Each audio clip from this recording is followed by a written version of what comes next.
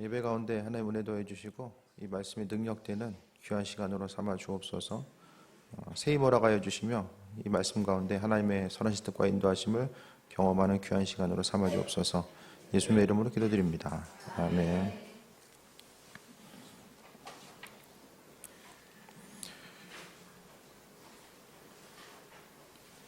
성경 말씀이 좀 다들 좀 믿어지십니까? 성경 말씀. 우리가 믿음을 갖고 있다라는 거냐, 믿어진다라는 거는 다 이제 어떤 지적인 동의가 되어야지만이 믿음을 갖게 되잖아요. 근데 우리가 생각해 봤을 때에, 내가 지적인 동의가 되지 않는다라고 해서, 실제적인 이루어지고 있는 현상 자체가 내가 이해가 되지 않기 때문에 이건 없는 일이고 있을 수는 없는 일이야. 이렇게 치부해 버릴 수는 없거든요. 우리가 가지고 있는 경험과 지식의 한계가 있습니다.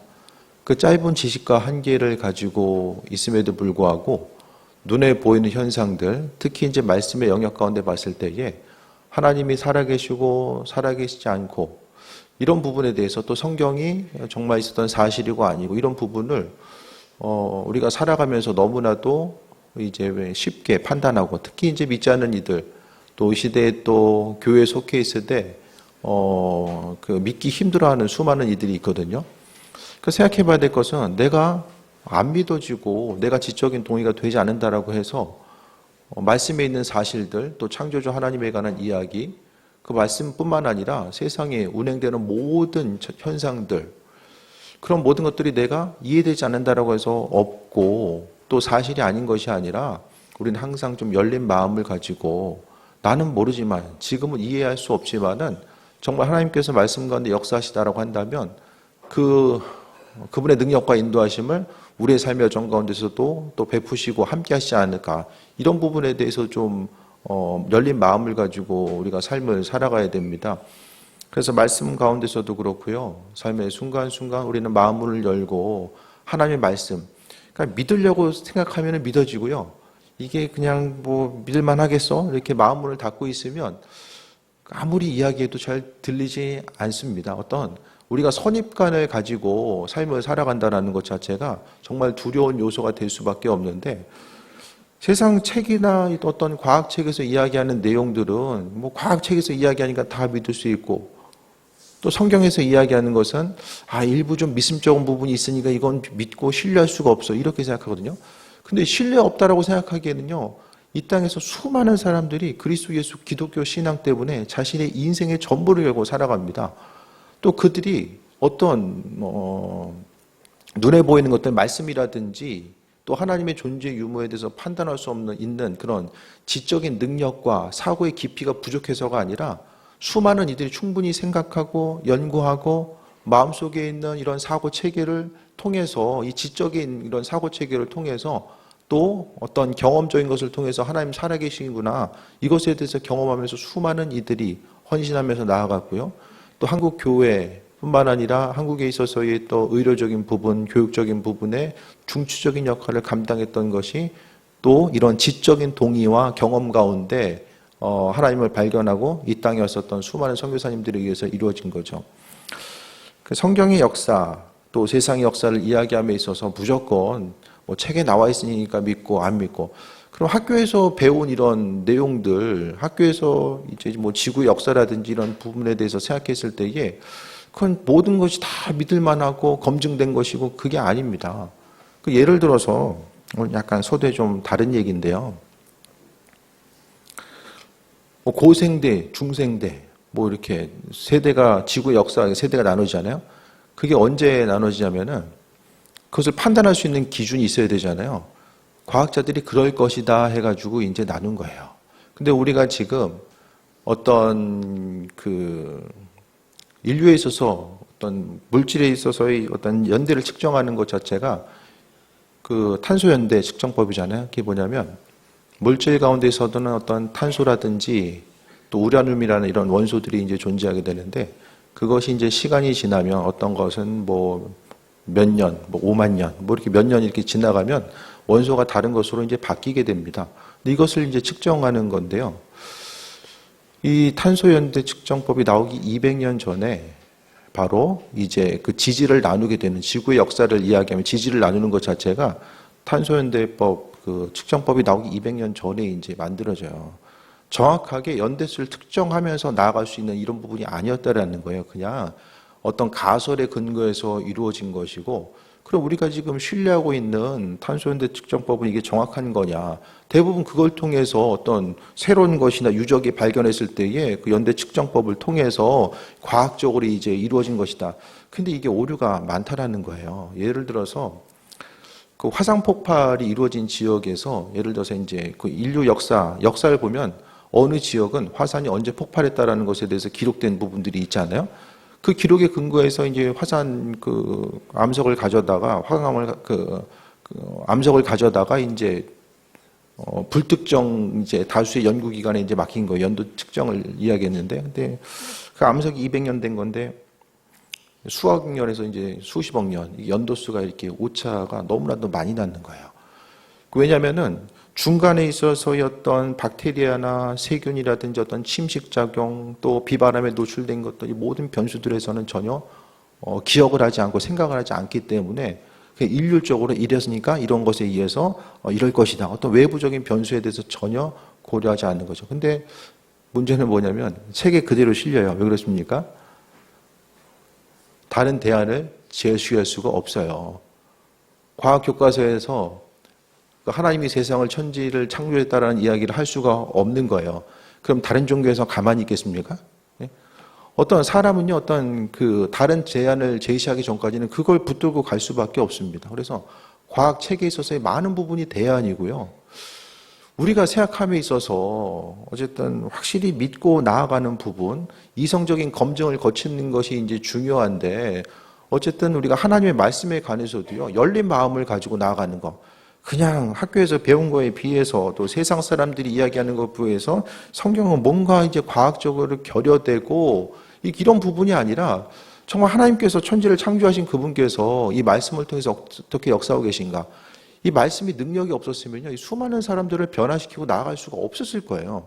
우리가 생각하는 것보다 훨씬 더 많은 부분, 성경은 사람들의 마음속에 움직이게 되고요.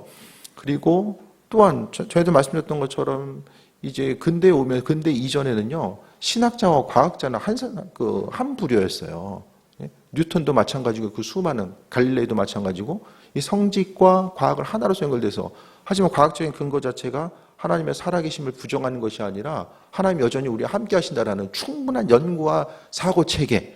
그래서 우리가요, 하나님 말씀을 대할 때에 뿐만 아니라 신앙적인 영역을 우리가 생각했을 때에 좀 열린 마음을 가지고 그 말씀 가운데 역사하신, 도대체 이 말씀 가운데 어떤 내용들이 어떻게 있길래 수많은 이들이 하나님에 대해서 바라보고 또 삶을 전적으로 주께 헌신하기로 마음먹었는가. 또 이 시대에도 마찬가지입니다. 점점 더 육적인 질병뿐만 아니라 영적인 질병이 심각해가는 이때에 그 책에 보니까요, 어떤 한 28년 정도 이제 강남에서 정신과 의사를 한 분 이야기하는데, 강남이 거대한 정신병동이라는 거예요. 물질적으로는 풍요하되 하지만 수많은 경쟁 가운데서 사람들의 생각과 마음이 피폐해지고 여러 가지 이제 내놓을 수 없는, 공개할 수 없는 여러 가지의 그 질병들, 마음의 질병들을 가지고 살아간 이때, 그럼 그것만 그렇습니까? 이 시대에 수많은 이들이 눈에 보이는 거, 보이지 않는 질병 때문에 고통당하고 있는데 그 고통의 문제를 해결할 수 있는 방법이 무엇이 있는가? 세상적으로 이제 더 기쁨을 누릴 수 있는 더 큰 자극을 찾다 보면 어떻게 됩니까? 삶은 그 자극을 찾아서 나아가다가 더 큰 자극의 끝이 어떠한지를 우리는 분명히 잘 알고 있습니다. 그러니까 점점 더요, 삶을 살아감에 있어서 기쁨으로 삶을 살아가는 것이 뭘까? 더 많은 도파민을 자극시키기 위해서 이제 어떤 자극적인 것을 찾는 것이 아니라 항상 우리가 말씀 가운데 녹아져 있는 그 진리의 은혜 가운데 우리의 삶을 돌아보고 내 마음 가운데 소소한 그 은혜, 삶을 살아가야 되는, 또 우리가 삶의 온전한 목적을 어디에 두어야 되고 이 한 세상을 어떻게 하면 기쁨으로 살아갈 수 있을까? 이런 부분에 대해서 다시 한번 돌아보고 나아가야 됩니다. 그래서 어제도 이제 잠깐 애들하고 이제 게임에 대해서 진지한 토론을 나눴어요. 근데 게임 왜 하냐? 그러니까 결국에는 기쁘니까. 안 하면은 뭔가 심심한 거예요. 그러니까 점점 세대가 심심한 거를 못 참고 가만히 생각하는 것을 하지 못하는 시기. 여러분 가만히 이제 멍하게 있은 적 언제 있으세요? 멍하게. 잠을 자든지 먹든지 뭐 핸드폰은 항상 뭘 하고 있잖아요. 아무것도 안 하는. 모든 생각과 마음의 그 중심을 다 멈추고 정말로 이제 진지하게 돌아봐야 될 것들에 대해서 생각해 본 적이 좀 언제 있으십니까? 그러니까 일에 대해서 막 이거 어떻게 잘할 수 있을까 이런 거 말고 그냥 잠잠한 상태 가운데서 나 자신의 존재에 대해서 삶을 살아가는 이런 방향성에 대해서 그냥 다 내려놓고 생각해 본 적. 생각한다라고 이제 이게 생각도 안 하죠, 대부분. 다들 뭔가를 하고 있잖아요. 대부분 이제 핸드폰 붙들고 있고 뭔가를 하고 있잖아요. 그러니까 가만히 생각하는 것에 대해서 이제는 점점 더 세대가 힘들어하는 세대를 우리가 이제 살아가고 있습니다. 하지만 이제는요, 정말 기쁘고 행복한 삶이 세상적인 어떤 조건과 자극, 세상이 줄 수 있는 기쁨을 더 누리고 더 누려서 우리가 누릴 수 있고 가질 수 있는 것이 아니라 항상 그 마지막의 끝에는 신앙인들은 특히 이제 처음 출발도 마찬가지로요. 이 말씀을 근거로 해서 삶을 어떻게 살아가야 되는가, 왜 우리의 인생 가운데 하나님이라는 분, 그분이 왜 필요한가에 대해서 분명히 답을 얻을 수 있어야만 합니다. 그래서 인생의 공허함과 어려움과 고통의 문제는요, 제가 계속 말씀드리지만 삶이 불행한 건 돈이 없어서도 아니고요, 몸이 아파서도 아닙니다. 결국 모든 것은 다 지나가잖아요. 그러니까 결국 주님과의 관계성, 내 인생에 있어서 주인 되신 그분이 공급하시는 것들을 경험하지 못하고 주님께서 주시는 것들을 관심을 기울이거나 받기보다는 세상적인 것들에 관심을 기울이다 보면 세상이 주는 것은 그냥 줍니까?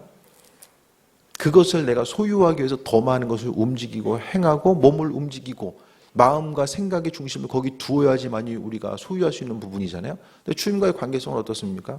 내가 잠잠한 가운데 주의 이름을 부르고 그분께서 허락하신 은혜에 대한 소망함을 가지고 있을 때에 아버지께서 값없이 우리에게 허락하시는 그 은혜와 평강함을 누릴 수 있어야만 합니다.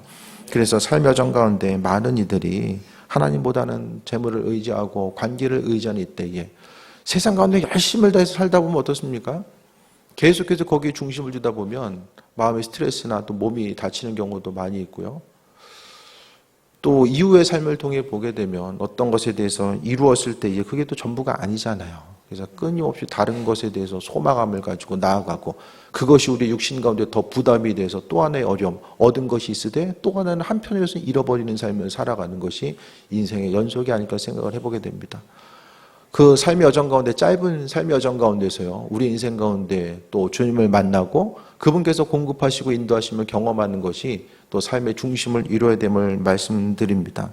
그래서 우리가 한 자리에 모였는데 이 시가 정말로 이 말씀을 대하는 우리의 자세, 또 말씀 앞에서 우리가 매주일 모여서 왜 하나님의 말씀을 들어야 되고 이 시간이 우리에게 어떤 의미성으로 다가와야 되는가, 이런 부분을 좀 말씀드렸습니다.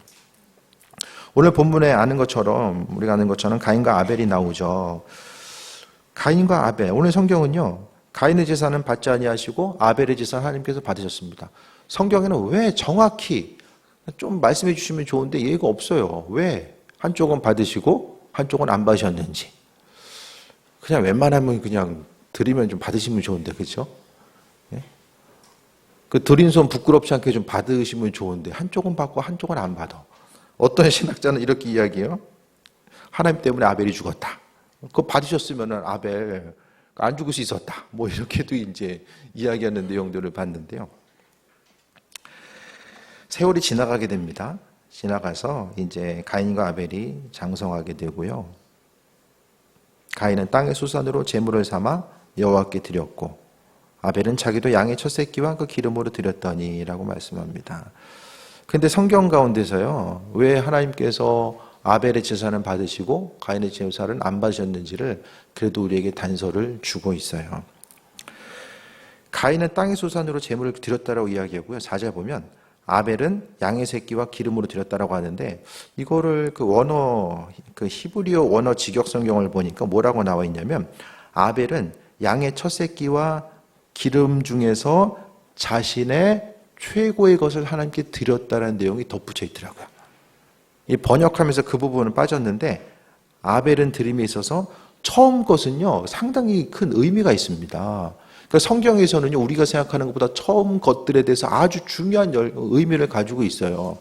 그래서 이전 세대를 보게 되면요 정말 자신에 있어서의 첫 열매를 하나님께 드리고 또 자녀들에게도 있어서 또 웬만하면 첫 자식은 그래도 주의를 시키기 위해서 또 서원 기도를 하기도 하고 이 처음 시작에 대해서 무슨 일을 하든지 간에 처음 시작함에 있어서 예배로 시작하고 또 하루에 그 첫 시간을 하나님께 드리기 위해서 또 새벽 예배도 모이는 거고요. 처음 것에 대해서 아주 중심을 두고 나아가게 됩니다.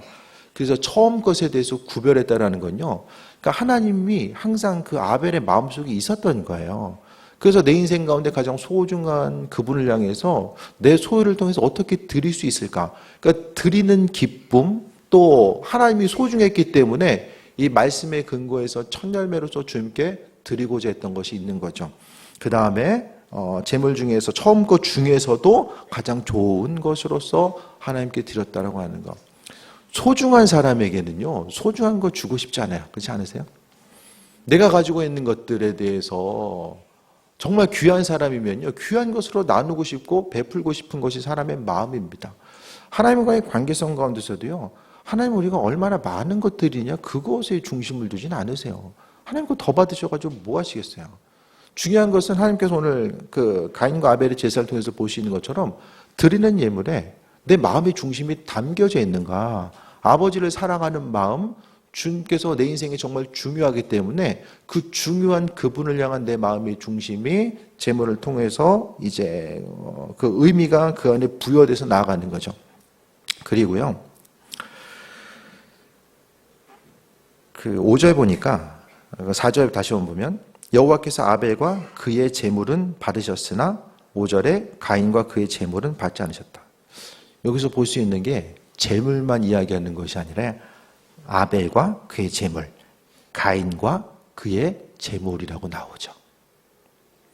단순히 하나님이 가인의 제물은 받으시고 가인의 제물은 받지 아니하시고 아벨의 제물만 받았다라고 이야기하는 것이 아니라 제물을 이야기하면서 가인과 아벨의 이름이 동시에 나오게 됩니다.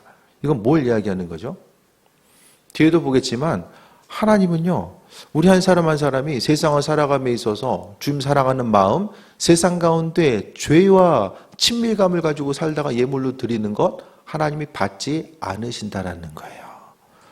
그러니까 우리가 드리는 예물은요 아버지를 향한 우리의 마음과 생각이 담겨져 있어줘야 되고 또 주님께서 받으시는 예물이 되기 위해서는요 예배자가 또 제물을 드리는 사람의 삶이 한 주간을 통해서 정말 주님 보시기에 합한 삶, 죄와 싸워 나가기 위해서 마음의 중심을 두고 하나님 마음에 합한 자로서의 삶을 살기 위해서 마음의 중심을 두는 삶. 그래서요 예물을 드리는 삶의 모습은 항상 죄와 구별된 삶을 살아가야 됩니다.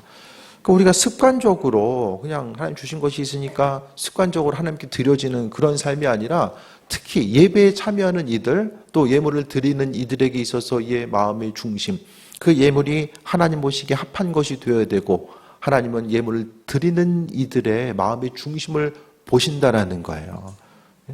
그래서 우리의 마음과 생각이 어떠한가. 그러니까 하나님은요 제물도 보다는 가인과 아벨이라는 이 두 인물에 더 중심을 두고 계셨고요. 또 그들의 한 주간을 살면서 행하고 움직였던 것.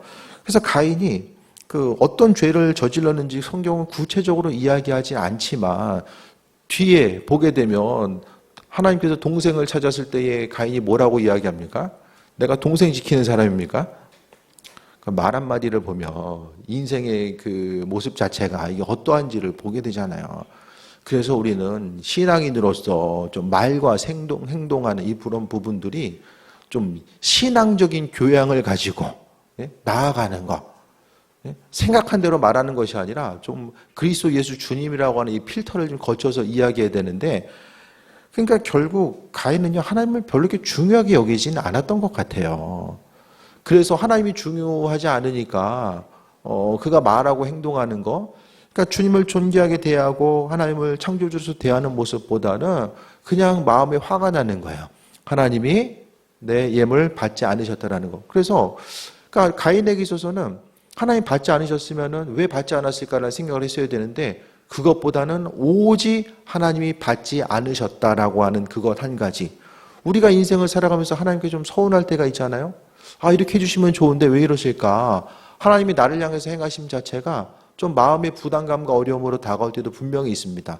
그때마다 우리가 잊지 말아야 될 것은 창조주 하나님의 뜻과 인도하심과 예비하심이 무엇인지를 온전히 돌아봐야 됩니다. 그래서 아벨과 그의 제물은 받으셨으나 가인과 그의 제물은 받지 않으셨다. 그래서 예배에 오는 우리 한 사람 한 사람이요, 이 시간을 통해서 지난 한 주간의 삶을 좀 돌아봐야 됩니다. 우리의 말하고 생각하는 거, 주님 앞에 합한 자로서의 온전한 삶을 살고자 했는가? 아니면 그 죄 가운데 넘어져서 아버지의 생각과는 상관없는 삶을 살지 않았는가를 생각해 봐야 됩니다. 그리고 결정적인, 이게 상당히 좀 부담스럽고 두려운 내용인데요.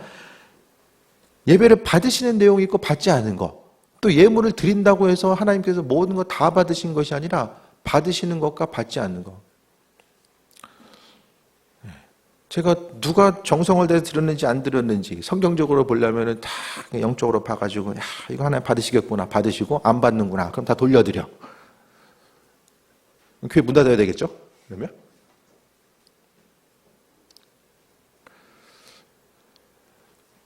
그러니까 우리가요, 내가 그 다른 사람을 향해서 선물할 때도요, 좀 생각을 하잖아요. 이 사람이 어떤 걸 좋아할까?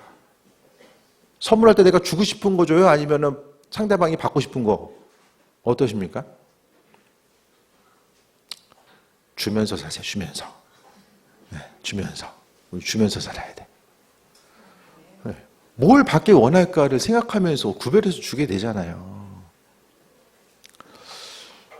그러니까 나는 교회에서 예물을 드릴 때도 드렸을 때에 내 마음속에는 그냥 하나님 받으셨겠지 하겠지만 하나님 보시기 우리가 정말 중요한 것은 나는 이 정도 할 만큼 해서 난 드렸어. 그게 중요한 것이 아니라 하나님께서 받으실까?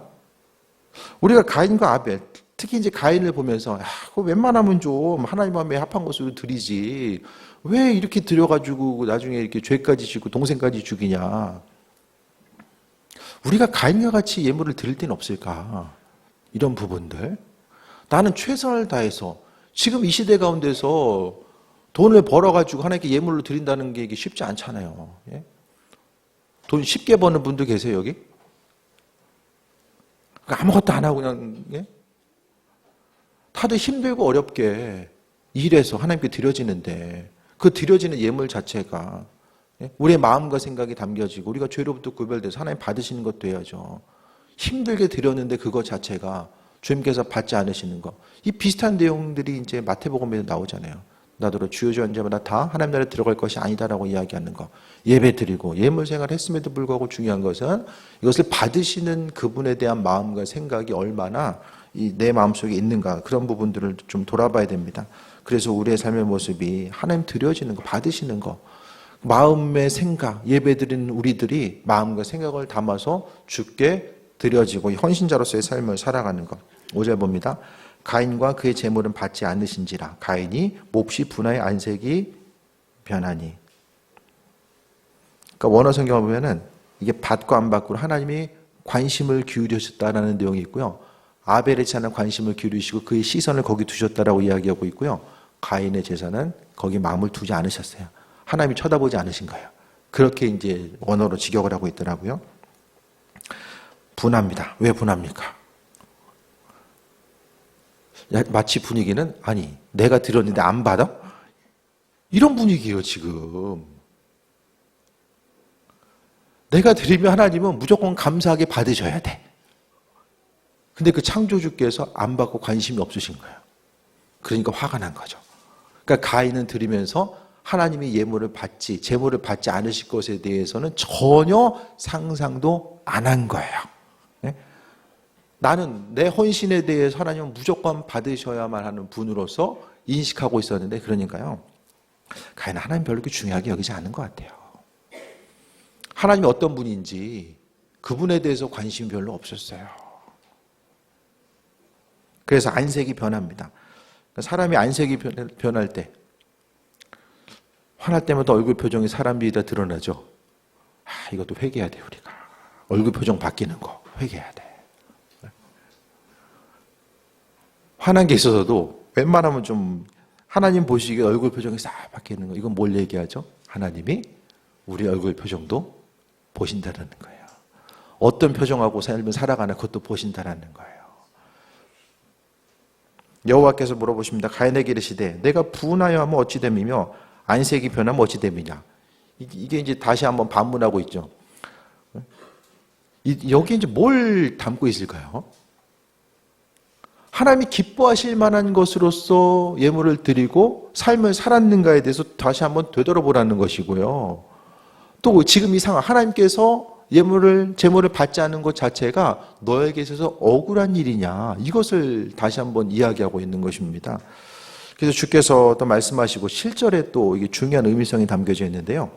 내가 선을 행하면 어찌 낯을 들지 못하겠느냐. 얼굴을 떨군 거예요. 얼굴을 떨군 거예요. 그러니까 여기서 얼굴을 떨궜다라는 것은 그 가인이 보기에도 한편 마음 한켠에는요 주님 보시기에 합하지 않은 것들, 그런 모습들이 있었고요. 구약에서도요 하나님께 제물을 드리고자 했을 때에 딱 보니까 사람들이 다리 막 절고 그 다음에 질병 들어가지고 네? 그 이제 숨도 막 헐떡거리고 얼마 안 남았어. 네? 그런 것들 있잖아요. 그 조만간 이제 병 들어가지고 얼마 안 남은 것들. 막 이제 야위어가지고 이제 뼈만 남고 이런 것들. 이런 거 이제 속간애교서 이런 거 이제 중심으로 하나둘씩 이제 잡아내가지고 하나님께 드리는 현상들이 나타납니다. 왜 그런 거죠? 믿음이 없으니까. 네, 믿음이 없으니까 그런 거예요. 드리긴 드려야 되는데 믿음이 없으니까 그러니까 나름대로 이제 드리는 거예요. 그 믿음이 없는 시대. 그러니까 어떻게 합니까? 하나님께서 말씀하세요. 이렇게 짝대기 하나 놓고 여기에 몇 번째 지나가는 거 그거 드려라. 이렇게 이제 방법이 바뀌어지게 됩니다. 그래서 마음의 생각이요. 그러니까 선을 행하면 그러니까 하나님 보시기에 합한 자로서의 삶을 살아가고요. 부끄럼 당하지 않고 온전한 삶을 살아가야 되는데 하나님 보시기에 합한 삶을 사는 것이 무엇일까에 대해서 돌아봐야 됩니다. 그러면서 우리 한 사람 한 사람이 우리 역시 육신은 다 썩어지고 낡아지지 않아요. 몸은 다 점점 시간이 가면 갈수록 병들고 또 연약한 삶을 살아갈 수밖에 없는데 하지만 우리의 마음은요. 몸은 병들어도 우리의 마음은 항상 건강하게 그러니까 하나님께서 우리의 마음과 생각이 항상 어떠한가 죄로부터 구별된 삶 정말 육신적으로는 병들어 보여도 그 마음과 생각이 하나님 사랑하고 주님의 인생 가운데 중요한 존재로서 인식하고 삶을 살아가는 그 한 사람 한 사람의 예배를 주께서 받으시고 은혜로 함께 하시는 거죠. 그러면서 죄가 문에 엎드려져 있느니라. 죄가요 문 옆에 엎드려져 있다. 죄를 의인하고 있어요. 엎드려져 있다는 건 뭐냐면요. 이 맹수가 이 동물왕국 보면은 맹수가 상 노래 보고 있잖아요. 틈을 보고 있어요. 먹이를 먹기 위해서. 이 맹수가 먹이를 먹기 위해서 웅크리고 있는 그 표현에 그에 합당한 이런 단어가 엎드려져 있다는 단어예요. 똑같은 단어거든요. 성경에 있어서. 그러니까 이 사탄이 우리를 삼키기 위해서 우는 사자같이 삼키자를 찾아다닌다라고 하는 베드로전서 5장 8절 말씀처럼 여기도 지금 그 죄가 문 앞에 엎드려져 있다는 것은 죄가 우리 옆에서 우리를 무너뜨리기 위해서 이 틈을 노리고 있다는 것을 의인화해서 이야기하는 거예요. 다시 이야기하면 사탄이 문에 엎드려져 있다. 엎어져 있는 것이 아니라 움크려져 있는 거예요. 잡아먹기 위해서. 그러니까 하루하루의 삶이요. 우리는 그냥 이루어지는 것이 아니라 사탄은 우리의 믿음을 흔들어 놓고 하나님께 나아가지 못하게 하고 죄를 짓게끔 계속해서 만드는 역할을 하게 되거든요. 그러면서 죄가 너를 원하나. 죄가 너를 원한다는 건요. 너 안에 죄성이 있다는 거예요. 죄를 짓고자 하는 마음들이 있다라는 거야. 그럼 죄는 왜 짓습니까? 계속 이야기하지만 즐거움과 유익이 있으니까 죄 짓잖아요. 사람들이 재미없으면 죄를 짓겠습니까? 다 죄를 짓기 때문에 갖게 되는 이런 즐거움이 있으니까 죄를 짓는 거예요. 그래서 우리의 마음속에 죄를 짓고자 하는 그런 죄성의 모습들이 있을 때에 잊지 말아야 될 것은 죄로부터 구별된 삶을 살아감에 대해서 말씀하고 있습니다. 그래서 우리 한 사람 한 사람의 마음속에 가지고 있는 죄의 본성들이 있는데 가인을 향해서도 죄가 너를 원하나. 그러니까 너 마음속에 이제 죄성이 존재하고 있는데 뭐 해야 됩니까? 너는 죄를 다스릴지니라. 그러니까 결국 하나님께서 가인의 예물을 왜 받지 않으셨습니까? 죄 때문에. 죄 때문에. 사람이요, 생명을 가지고 있는 이 순간 죄를 아예 안 짓고 살 수는 없어요. 하지만 우리가 그리스도 예수 주님을 의지하고 내가 죄로부터 구별된 삶을 살기 원하고 또 성경은 죄와 피 흘리기까지 싸워 이겨라라고 말씀하고 있습니다. 죄는 적당히 다스리고 갈 수 있는 것이 아니라 우리가 정말 그리스도 예수 주님을 의지해서 싸워 이기지 않으면은 그 죄 때문에 날마다 넘어질 수밖에 없는 거야. 그래서 너는 죄를 다스릴지니라라고 말씀합니다. 결국 죄의 문제 때문에 하나님께서는 가인의 제물을 받지 않으셨음을 말씀합니다. 그래서 예배자로 삶을 살아감에 있어서요, 무엇보다도 우리가 한 주간 또 하루하루의 삶의 여정 가운데 끊임없이 사람들 가운데 부딪히고 어떤 환경 가운데 놓여져 있을 때에 죄로부터 구별된 삶이 아니면 우리가 와서 예배 드리는 이 부분, 그러니까 모여서 나는 예배 드렸기 때문에 하나님 예배를 받으셨다라는 것이 아니라 우리가 모여서 함께하는 공통의 회중 예배가 있지만 그와 동시에 우리는 개개인의 삶이 그 개개인의 한 사람 한 사람의 개인적인 예배 또한 이곳을 통해서 이루어지는 거예요. 그래서 무엇보다도 한 주간에 우리가 그 예배를 드리면서 예배의 출발은요, 그 교회 문을 열고 나아가는 그 순간부터 또 성전에 오기까지 우리가 죄로부터 구별된 삶을 살아가는 것, 그것을 통해서 하나님 나라가 확장되어 나아가고 또 죄로부터 구별된 온전한 삶. 그 죄는요, 죄값 치르게 되잖아요. 죄는 10년 가운데 뿌리 박혀 있어서 또 죄는 또 열매 맺습니다. 말로 뿌려는, 죄로서 말로 뿌려는 것들이 또 열매 맺고요. 죄의 열매를 맺게 됩니다. 성경은 심은 대로 거둔다라고 말씀하고 있고요. 죄에 대한 다른 사람들 사랑으로 섬기고 그 한 사람 한 사람이 또 생명 가운데 세워져 나가는 걸 한 가지 한 가지를 믿음으로 우리가 선한 것을 뿌리면서 삶을 살아가야 되잖아요. 그것이 바로 아버지의 마음이고 그분께서 우리에게 원하시는 믿음의 분량입니다. 서두에 말씀드렸던 것처럼 내가 이해되지 않는다라고 해서 그냥 먼저 어떤 선입관을 가지고 말씀을 바라볼 것이 아니라 좀 열린 마음을 가지고 우리의 인생 가운데 세상이 좀 정상적으로 움직여지고 있는 것이 아니라요. 뭔가 좀 비정상적으로 움직여지고 있는 이때에 기독교 방송에서도 동성애가 성경적으로 죄라고 이야기했다가 이제 고소당합니다. 그래가지고 1심에서 패소했어요. 이제 2심 기다리고 있는데 지금 우리가 이런 시대를 살고 있어요. 죄가 죄인 것을 이야기하지 못하고 정상적인 것이 아닌 것을 그것을 비정상이라고 이야기하는 것 자체가 부담으로 어려움으로 또 법적인 문제에 휘말릴 수밖에 없는 이런 시대를 우리가 살아가고 있거든요. 점점 우리가 이전에 누렸던 것들, 이 평범한 일상이 앞으로 지속되기가 점점 힘들어질 거예요. 무엇보다도 육신의 건강들 또 마음과 생각을 지키는 것, 이 모든 것들이요, 항상 그 말씀 가운데 보게 되면요, 우리가 삶을 통해서 기쁘고 행복한 삶을 살아가는 것, 또 현실에 만족하고 소망을 누리는 것, 참된 기쁨과 소망감이 무엇인지를 이 세상을 창조하시고 디자인하시고 창조하신 그분의 손길 가운데 모든 답이 이 안에 담겨져 있습니다. 하나님은요, 단순히 우리에게 마음의 위안만 주시는 분이 아니라 인류 역사 가운데 우리의 삶의 여정 가운데 깊이 개입하셔서 함께 하시는 분, 사람의 얼굴 표정까지라도 하나님께서는 지켜봐주고 계시고 그 안에서 우리가 행복한 삶을 살기 원하시는 분, 죄로부터 구별돼서 죄는 언젠가는 고통의 요소로 다가올 수밖에 없기 때문에 우리로 하여금 구별된 온전한 삶을 살기를 원하셨음을 보게 됩니다. 이거 있으면 내 인생 행복하겠지, 저거 있으면 행복하겠지, 그것이 아니라 정말 이 말씀 가운데 이제는 세상적으로 많이 찾아보려고 힘썼잖아요. 이제는 좀 말씀 가운데서 이 말씀 한 구절이 우리의 삶을 살리고 그 한 구절 때문에 정말 삶에 대한 소망과 은혜와 충만함을 회복했었던 수많은 이들이 있음을, 또 우리가 그동안 경험해 왔음을 다시 한번 기억하며 예배 가운데 우리가 또한 승리해야 되는데 그 예배자로서의 온전한 삶의 모습, 이 승리함은 죄로부터 구별되고 하나님 앞에 마음의 중심을 담아서 헌신하는 그 온전한 삶을 통해서 우리가 기쁨과 소망함을 누릴 수 있음을 기억하고 그 은혜 가운데 충만함 누리는 귀한 삶 되시기를 축원드립니다. 이 땅에 오직 주밖에 없네. 찬양 드리고 기도합니다.